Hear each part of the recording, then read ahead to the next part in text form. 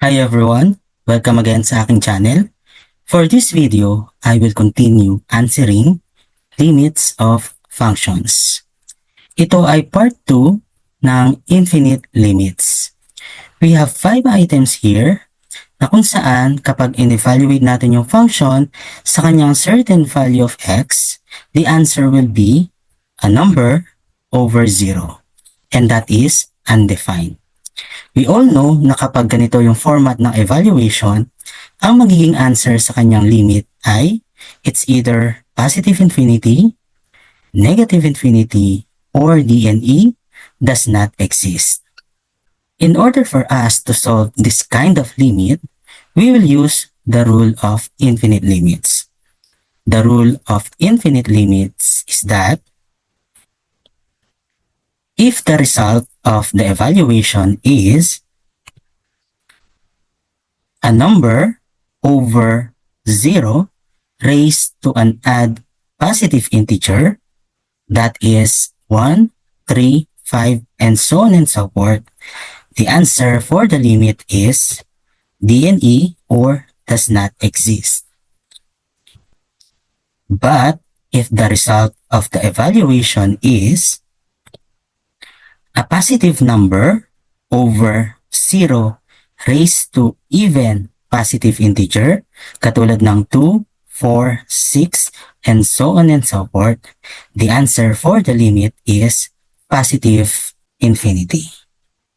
And then, if a negative number over 0 raised to an even positive integer, the answer for the limit is negative infinity. I-apply natin itong rule of infinite limits sa ating mga problem. For item number 3, find the limit of x all over x squared minus 1 as x approaches positive 1. What we're going to do is i-factor muna natin ang kanyang denominator para makita natin kung ano ba ang magiging exponent ng 0. Ang factor ng x squared minus 1 ay isang x plus 1 at isang x minus 1. Therefore, ito ay mako-convert sa limit of x all over x plus 1 times x minus 1. Now, i-evaluate natin yung function as x is equal to 1. Ito ay magiging 1 over the quantity of 1 plus 1 times the quantity of 1 minus 1. Ang ating numerator ay positive 1 at ang ating denominator ay magiging 0 raised to 1. So sa part na to, ito ay positive 2 pero ito ay 0 raised to 1 kaya ang answer pa rin ay 0 raised to 1. Base sa ating rule of infinite limits, kapag meron tayong number over 0 raised to an odd positive integer, the answer for the limit is DNE. Therefore, the answer here is DNE or does not exist. Therefore, the limit of x all over x squared minus 1 as x approaches 1 is DNE or does not exist. For item number 4, find the limit of x raised to 4 minus 3x squared all over x squared minus 4x plus 3 as x approaches positive 3. What we're going to do is i-factor ulit natin ang kanyang denominator para makita natin kung ano ang magiging exponent ng 0. Ang factor ng x squared minus 4x plus 3 ay isang x minus 3 at isang x minus 1. Ito ay mako-convert sa limit of x raised to 4 minus 3x squared all over the quantity of x minus 3 times the quantity of x minus 1 as x approaches positive 3. Then, i-evaluate natin yung function as x is equal to 3. Ang numerator natin ay magiging 3 raised to 4 minus 3 times 3 squared all over, ang magiging denominator natin ay the quantity of 3 minus 3 times the quantity of 3 minus 1. The answer for the numerator is positive 54 at ang denominator natin ay 0 raised to 1. Itong part na to is 3 minus 1 which is positive 2, pero ito ay 0 kaya ang answer pa rin ay 0 raised to 1. Base ulit sa ating rule of infinite limits, kapag ang number is over 0 raised to 1 or add positive integer, the answer for the limit is D and E. The answer for this one is D and E or does not exist. Therefore, the limit of x raised to 4 minus 3x squared all over x squared minus 4x plus 3 as x approaches positive 3 is D and E or does not exist. For item number 5, find the limit of x minus 1 all over x squared plus 2x plus 1 as x approaches negative 1. Again, what we're going to do is i-factor natin yung denominator para makita natin yung magiging exponent ng 0.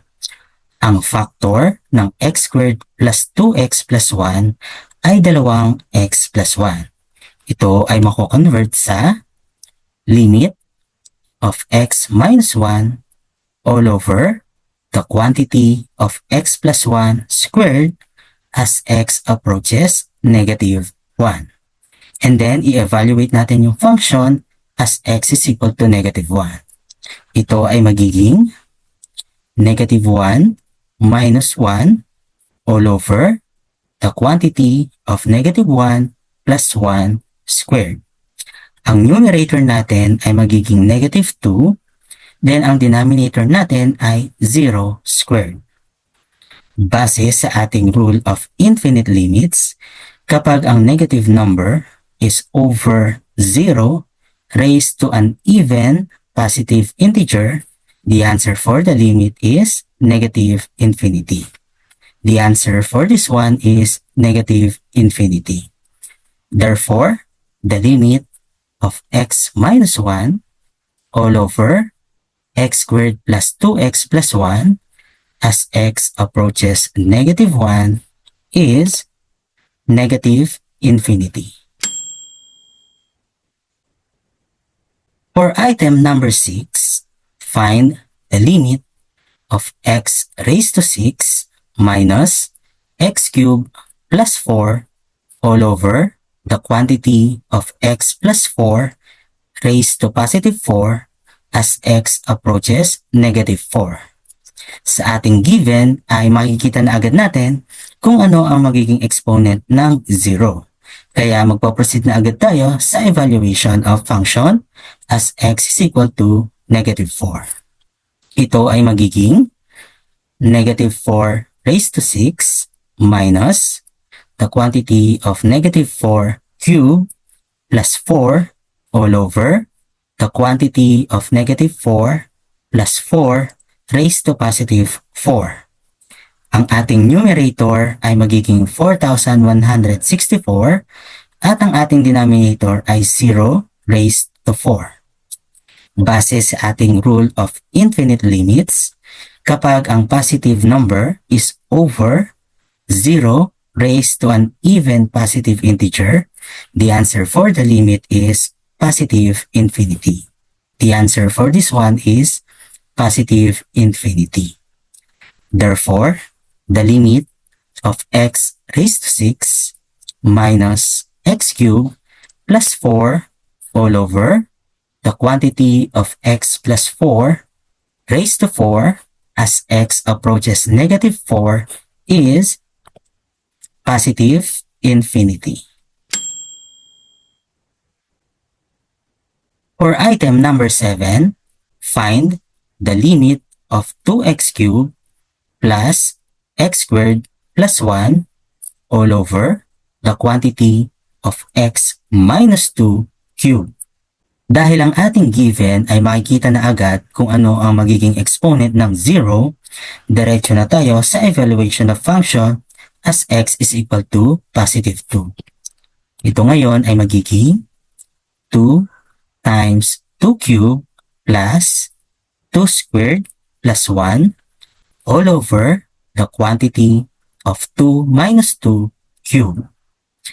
Ang answer sa ating numerator is positive 21 at ang answer sa denominator ay 0 cubed. Base ulit sa ating rule of infinite limits, kapag ang number is over 0 raised to an odd positive integer, the answer for the limit is DNE or does not exist. The answer for this one is DNE or does not exist. Therefore, the limit of 2x cubed plus x squared plus 1 all over the quantity of x minus 2 cubed as x approaches 2 is DNE or does not exist.